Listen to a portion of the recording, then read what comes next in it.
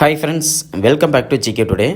இன்றைக்கி பார்த்தீங்கன்னா இந்த வீடியோவில் எதை பற்றி பார்க்க போகிறோம்னா, இந்தியன் ஆர்மியில் பார்த்தீங்கன்னா லெஃப்டினன்ட் போஸ்ட்டுக்கு பார்த்தீங்கன்னா கால்ஃபர் விட்டுருக்காங்க. ஸோ அதை பற்றி தான் பார்த்தீங்கன்னா இந்த வீடியோவில் டீட்டெயில்டாக பார்க்க போகிறோம்.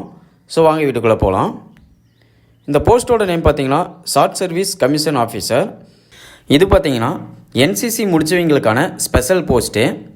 இதில் காலி பணியிடம்னு பார்த்தீங்கன்னா ஆண்களுக்கு 70 போஸ்ட் இருக்குது.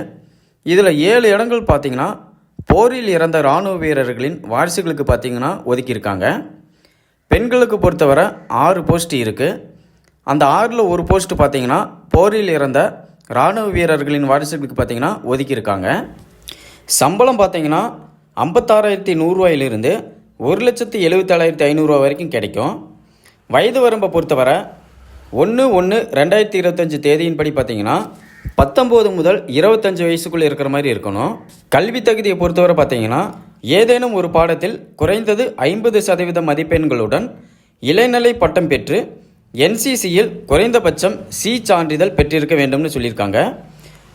போரில் இறந்த இராணுவ வீரர்களின் வாரிசுகளுக்கு பார்த்தீங்கன்னா என்சிசி பயிற்சி தேவையில்லைன்னு சொல்லியிருக்காங்க.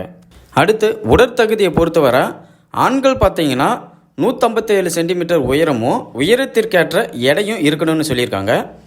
பெண்களை பொறுத்தவரை 152 சென்டிமீட்டர் உயரமும் 42 கிலோ குறைந்தபட்ச எடையும் இருக்கணும்னு சொல்லியிருக்காங்க. உடற்திறன் தகுதியை பொறுத்தவரை 2.4 கிலோமீட்டர் தூரத்தை 15 நிமிஷத்துக்குள்ளே பார்த்தீங்கன்னா ஓடி கடக்க வேண்டும். சிட்டப்புக்கள் பார்த்தீங்கன்னா 25 எடுக்கணும். புஷ்அப்புக்கள் பார்த்தீங்கன்னா 13, சின்னப்புக்கள் 6 எடுக்கிற மாதிரி இருக்கும். அதுக்கப்புறம் பார்த்தீங்கன்னா 3 முதல் 4 மீட்டர் தூரம் கயிறேறும் திறன் பெற்றிருக்க வேண்டும்னு சொல்லியிருக்காங்க.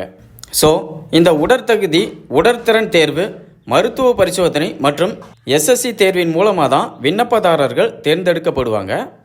அவர்களுக்கு சென்னையில் உள்ள ஆஃபீஸர்ஸ் ட்ரைனிங் அகாடமியில் 49 வாரங்களுக்கு பயிற்சியும் வழங்கப்படும்.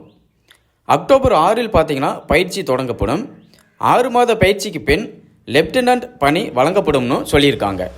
ஸோ இதுக்கு பார்த்தீங்கன்னா www.indianarmy.nic.in என்ற இணையதளம் மூலமாக ஆன்லைனில் விண்ணப்பிக்கலாம்னு சொல்லியிருக்காங்க. விண்ணப்பிப்பதற்கான கடைசி நாள் பார்த்தீங்கன்னா 9/8/2024.